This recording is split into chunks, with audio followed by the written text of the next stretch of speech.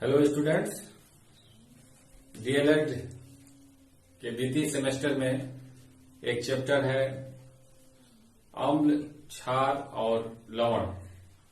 उसके बारे में पढ़ना है। अम्ल, क्षार और लवण के पहचान और उसके विशिष्ट गुण क्या हैं। तो ये एक बहुत छोटा सा चैप्टर है, लेकिन इससे भी क्वेश्चन जो आने वाले एग्जाम है उसमें जरूर आएंगे। अगर पिछले जो एग्जाम हुआ है सेकेंड सेमेस्टर का, उसमें अगर ये इस चैप्टर से थोड़ा सा क्वेश्चन आया है तो इससे इसको थोड़ा सा ज्यादा मार्क्स का क्वेश्चन इस चैप्टर से आ जाता है। बहुत छोटा चैप्टर है, लेकिन समझने में भी आसान है। अगर थोड़ा सा प्रयास करेंगे तो इसको अच्छे से समझ जाएंगे और आप एग्जाम में अच्छे से परफॉर्म कर पाएंगे। तो आइए देखते हैं कि अम्ल, क्षार और लवण किसे कहते हैं, इसके विशिष्ट लक्षण क्या हैं और इसकी पहचान क्या है। कैसे हम पहचानेंगे कि कौन अम्ल है, कौन क्षार है और कौन लवण है। एसिड, बेस एंड सॉल्ट्स, यही इसी के बारे में अभी हम लोग पढ़ेंगे। तो हमारे आसपास बहुत सारे पदार्थ पाए जाते हैं। बहुत को हम लोग यूज भी करते हैं, बहुत को यूज नहीं करते। खाने में यूज करते हैं, दूसरे कामों में यूज करते हैं। तो सभी पदार्थों में कुछ न कुछ विशिष्ट गुण होता है। उस विशिष्ट गुण को अगर अलग अलग किया जाए तो उसमें से कुछ पदार्थ ऐसे होंगे जो अम्ल की कैटेगरी में आएंगे, कुछ पदार्थ ऐसे होंगे जो क्षार की कैटेगरी में आएंगे और कुछ पदार्थ ऐसे होंगे जो लवण की कैटेगरी में आएंगे। तो और कुछ ऐसे हैं जो इस तीनों के कैटेगरी में नहीं आएंगे, वो दूसरे पदार्थ होंगे। तो ऐसे पदार्थ जिसको हम सबसे पहले हम लोग देखते हैं कि अम्ल किसे कहते हैं।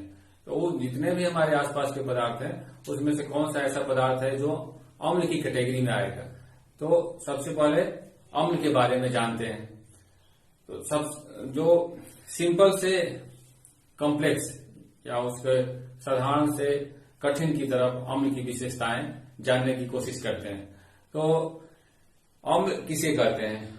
बहुत चीजें हम लोग खाते हैं और खाने के क्रम में ही बहुत चीजों का स्वाद जो है खट्टा होता है। तो अगर किसी भोज्य पदार्थ में जिसका स्वाद खट्टा हो उसे अम्ल कहते हैं। या ऐसे कह सकते हैं कि ऐसे भोज्य पदार्थ जिसमें खट्टा स्वाद आता है तो वो कोई ना कोई अम्ल उसमें प्रेजेंट रहता है, जिसकी वजह से वो खट्टा स्वाद देता है। जैसे कि आप दही खाते हैं तो दही का स्वाद खट्टा है, तो खट्टा होता है, उसमें एक स्पेशल अम्ल पाया जाता है जिसको कहते हैं लैक्टिक एसिड। तो लैक्टिक एसिड की वजह से वो खट्टा होता है, तो उसमें एक स्पेशल अम्ल पाया जाता है जिसकी वजह से वो खट्टा होता है। तो सारे अम्ल का स्वाद खट्टा होता है। और इधर बहुत से ऐसे, जैसे आप खाते हैं फ्रूट है, फ्रूट में आप देखेंगे कि जैसे खट्टे वाले नींबू में पाया जाता है एस्कॉर्बिक एसिड है, जो विटामिन सी का साइंटिफिक नेम है। सिट्रिक एसिड है, कुछ ऑरेंज में सिट्रिक एसिड पाया जाता है, कुछ में एस्कॉर्बिक एसिड पाया जाता है। और बहुत जो प्राकृतिक रूप से फॉर्मिक अम्ल पाया जाता है। चींटी जब बाइट करती है, काटती है, तो उसमें फॉर्मिक अम्ल पाया जाता है। उसी तरह सिरके में एसिटिक एसिड पाया जाता है। तो इसी तरह बहुत सारे इस तरह के हमारे आसपास खाने की चीजें हैं जिसमें अम्ल पाया जाता है और जिसका स्वाद खट्टा होता है। तो अम्ल की पहले गुण होता है कि उसका स्वाद खट्टा होता है। दूसरा गुण उसका होता है कि अम्ल को पहचानने के लिए कि कैसे, अब बहुत सारे अम्ल है जिसको हम खा नहीं सकते, वो शरीर को नुकसान पहुंचा सकते हैं। जैसे H2SO4 है, वो भी अम्ल है। अगर वो स्किन पे पड़ता है तो स्किन को बर्न कर देता है, जला देता है। जैसे आप देखें कि एसिड अटैक, बहुत इस पे फिल्म में बनी है कि एसिड अटैक कर दिया गया, तो वो भी एक अम्ल है, तो स्किन को एकदम बर्न कर देता है। तो उसमें ये अम्ल की विशेषता होती है और एक उसके कंसंट्रेशन लेवल पे भी डिपेंड करता है कि वो कितना डेंजरस होगा। जैसे हम लोगों के स्टमक में भी एक अम्ल पाया जाता है जो भोजन को पचाने में हेल्प करता है, जिसका नाम है हाइड्रोक्लोरिक एसिड HCl। तो वो भी जब प्रारंभिक स्तर पे निकलता है तो उसका पीएच बहुत बड़ा मतलब ज्यादा होता है, और वो प्रारंभिक स्तर पे निकलने अगर उसको वहां से कलेक्ट किया जाए, अगर स्किन पे डाला है तो स्किन को जला देगा, लेकिन धीरे धीरे वो उसका जो इफेक्ट है वो कम हो जाता है, इस कारण कि उसमें वाटर मिक्स हो जाता है, फूड उसमें मिक्स हो जाता है, तो उसका इफेक्ट कम हो जाता है। तो अब H2SO4 है, और भी बहुत सारे मटेरियल है, उसको इस तरह से हम चेक नहीं करते, स्वाद के अनुसार नहीं चेक कर सकते। इस को दूर करने के लिए अम्ल और क्षार को चेक करने के लिए, उसको कौन अम्ल है कौन क्षार है उसको चेक करने के लिए हम लोग एक सूचक बनाए हैं। तो अब सूचक उसे कहते हैं जो अम्ल और क्षार को सूचित कर दे कि ये अम्ल है और ये क्षार है। तो सूचक बनते हैं ओरिजिनली, कुछ सूचक प्राकृतिक होते हैं और कुछ होते हैं आर्टिफिशियल। तो उसी में से प्राकृतिक सूचक है लिटमस। लिटमस एक अम्ल और क्षार को आपको इंडिकेट कर देगा, सूचित कर देगा कि ये अम्ल है और ये क्षार है। और लिटमस बने होते हैं लाइकेन के। लाइकेन जो पौधों का मिश्रण है, उसी से ये एक कृत्रिम सूचक बनते हैं। तो अगर अम्ल के बारे में बात किया जाए तो अम्ल को लिटमस ऐसे ही पेपर की तरह होता है, जैसे पेपर स्ट्रिप होता है, एक पेपर काट के निकाल लिया, वैसे ही लिटमस लेबोरेटरी में मिलता है। लिटमस लाल भी होता है और नीला भी होता है, दोनों तरह के लिटमस पेपर होते हैं। अब अम्ल को किसी भी पदार्थ में अगर अम्ल है तो अगर नीले लिटमस पे डालते हैं तो नीला लिटमस लाल में परिवर्तित हो जाता है। तो पहले तो आप जान गए कि लिटमस होता क्या है। लिटमस एक सूचक है जो ये बताता है कि इसमें अम्ल है या क्षार है। तो अगर उस नीले लिटमस पे अम्ल को डालते हैं तो वो नीला लिटमस लाल हो जाता है। तो ये दूसरी विशेषता हो गई अम्ल की। तीसरी विशेषता है कि जितने भी धातुएं हैं, जितने भी मेटल हैं, अगर बहुत सारे मेटल्स हैं, आप एलिमेंट्स को देखेंगे तो उस एलिमेंट्स में 80 to 90% मेटल ही है और 120 एलिमेंट्स में। तो जैसे आयरन है, एल्युमिनियम है, गोल्ड है, सिल्वर है, ये सब मेटल्स जो धातुएं हैं, धातुओं का अम्ल के साथ जब अभिक्रिया करते हैं, मान लीजिए धातु के लोहे पे अगर हम अम्ल डालते हैं, H2SO4 डालते हैं, कोई भी एसिड अम्ल डालते हैं, तो उससे अभिक्रिया होती है लोहे के साथ या किसी भी धातु के साथ, और उसमें हाइड्रोजन गैस निकलती है। ये सारे अम्ल की एक विशेषता है कि किसी भी अम्ल अगर धातुओं से अभिक्रिया करता है तो उस अभिक्रिया के दौरान हाइड्रोजन गैस निकलती है। तो ये एक यूनिवर्सल मतलब सार्वभौमिक विशेषता है अम्ल की कि धातुओं के साथ अभिक्रिया करके उसमें से हाइड्रोजन गैस निकलती है। तो ये तीन विशेषताएं हो गई जो जनरली सभी अम्ल में पाई जाती है। अब जो आगे आने वाली विशेषताएं हैं थोड़ा सा टिपिकल हैं कि अगर कोई अम्ल है उसमें वाटर रिलीज करते हैं, वाटर डालते हैं, जैसे H2SO4 है उसमें और वाटर डालते हैं, तो अम्ल वाटर से अभिक्रिया जब करता है तो हाइड्रोजन आयन छोड़ता है। अगर H2SO4 में वाटर डालते हैं, किसी भी अम्ल में अगर वाटर उसमें डालते हैं तो उसमें से हाइड्रोजन गैस निकलती है। अब जो लास्ट विशेषता है अम्ल की वो ये है कि जितने भी अम्ल हैं जो इलेक्ट्रॉन पेयर्स को स्वीकार करते हैं, अगर किसी भी अभिक्रिया में किसी भी कंपाउंड में इलेक्ट्रॉन पेयर एक्सेप्ट हो रहा है तो उस कंपाउंड को ऐसा कहते हैं कि वो अम्ल है या अम्ल की तरह बिहेव करेगा। तो ये हो गया 5 विशेषताएं, और ये विशेषताएं जिस कंपाउंड में होती हैं उसे अम्ल बोलते हैं। तो ये हो गया अम्ल की विशेषताएं। अब हम लोग पढ़ते हैं कि क्षार की विशेषताएं क्या है। जैसे अम्ल, अब ये आपको डिफ्रेंशिएट अलग करके याद करना होगा कि कौन अम्ल की विशेषता है और कौन क्षार की विशेषता है, क्योंकि अगर याद नहीं करेंगे तो आपको वहां पे एग्जाम में लिख नहीं पाएंगे क्योंकि कंफ्यूजन बहुत हो जाएगा। तो अब किसी तरह आप अपने माइंड को इस तरह से सेटअप कीजिए कि आप सही से लिख पाए। अम्ल का स्वाद खट्टा होता है, उसी तरह अगर स्वाद के बेस पे दोनों को डिफ्रेंशिएट अलग अलग किया जाए तो क्षार का स्वाद कड़वा होता है। अब जैसे अम्ल का एग्जाम्पल आप इजीली जान जाते हैं कि सिरके में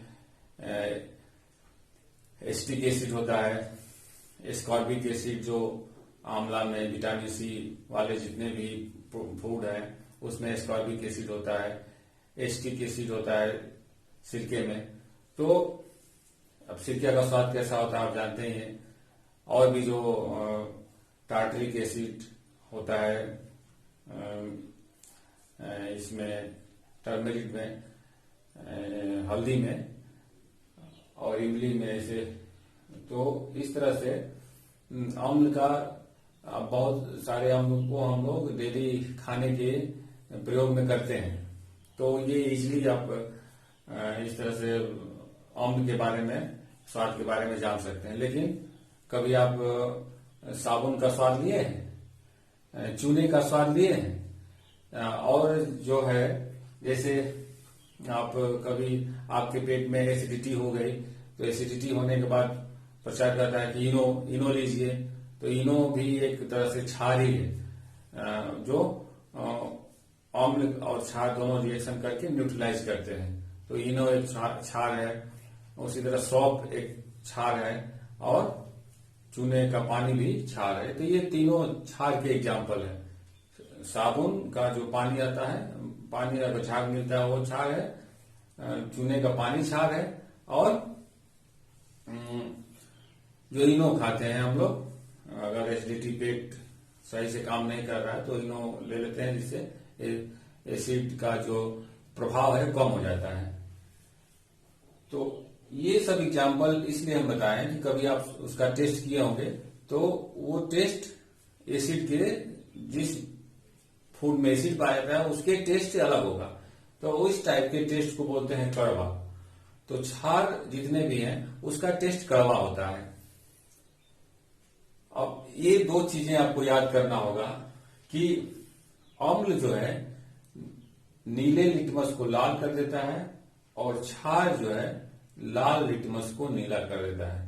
पहले ही बताया है कि लिटमस एक सूचक है जो ये आपको मतलब भिन्नता करने में हेल्प करता है किसी को भी कि ये पदार्थ अम्ल है कि क्षार है। अगर अब ये दो तरह का लिटमस भी दो तरह का आता है, नीला लिटमस और लाल लिटमस। तो अगर लाल लिटमस को क्षार से टेस्ट करते हैं तो लाल लिटमस नीला में परिवर्तित हो जाता है। तो इस तरह का जो टेस्ट देता है वो समझ जाते हैं कि ये क्षार है। तो दो विशेषता होगी, इसका टेस्ट कड़वा होता है और ये लाल लिटमस को नीला कर देता है, क्षार जितने भी क्षार हैं। अब जैसे आप पढ़े कि अम्ल धातुओं के साथ अभिक्रिया करके हाइड्रोजन आयन देते हैं, उसी तरह धातुओं के साथ अभिक्रिया करके जो क्षार है वो OH आयन देते हैं। अब जैसे अम्ल में हाइड्रोजन होता है उसी तरह क्षार में OH होता है।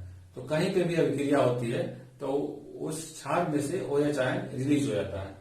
तो किसी भी क्षार की विशेषता होती है कि उसमें OH आयन होता है और किसी भी अम्ल की विशेषता होती है कि उसमें H आयन होता है।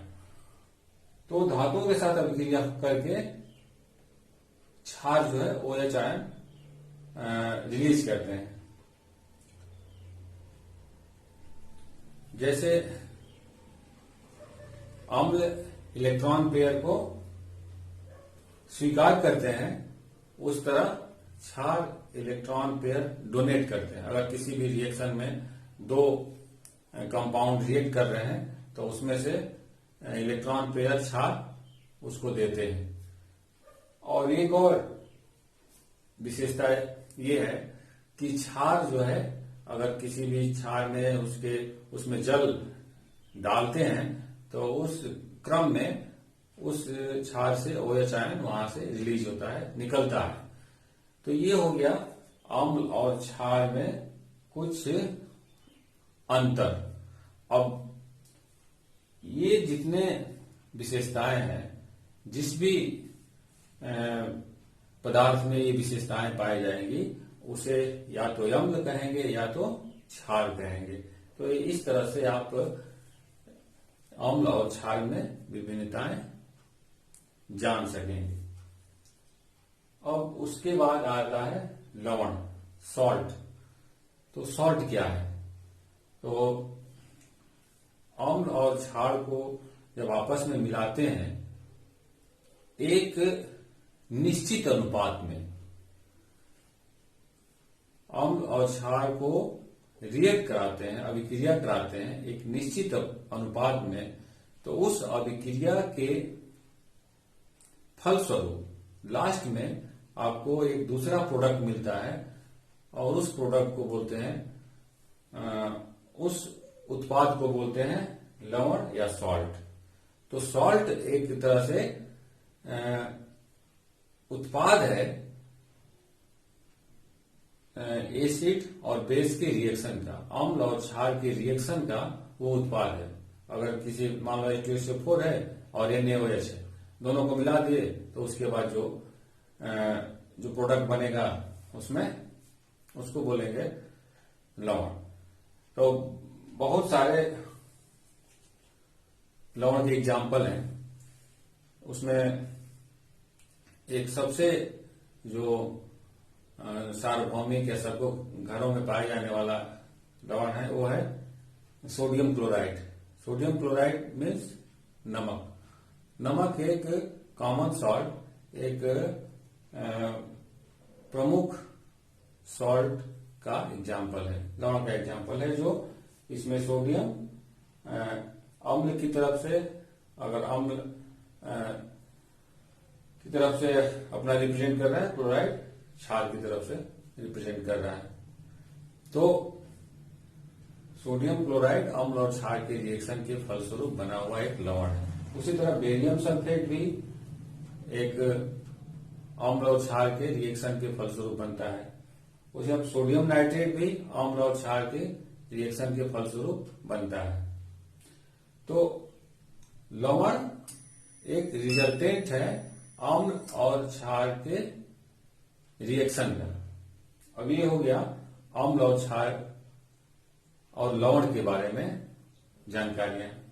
उसी तरह जैसे लिटमस पेपर एक सूचक है, तो थोड़ा सा हम सूचक के बारे में डिस्कस कर लेते हैं। सूचक मतलब इंडिकेटर, जो आपको सूचित करे कि कौन सा प्रोडक्ट अम्ल है और कौन सा प्रोडक्ट क्षार है।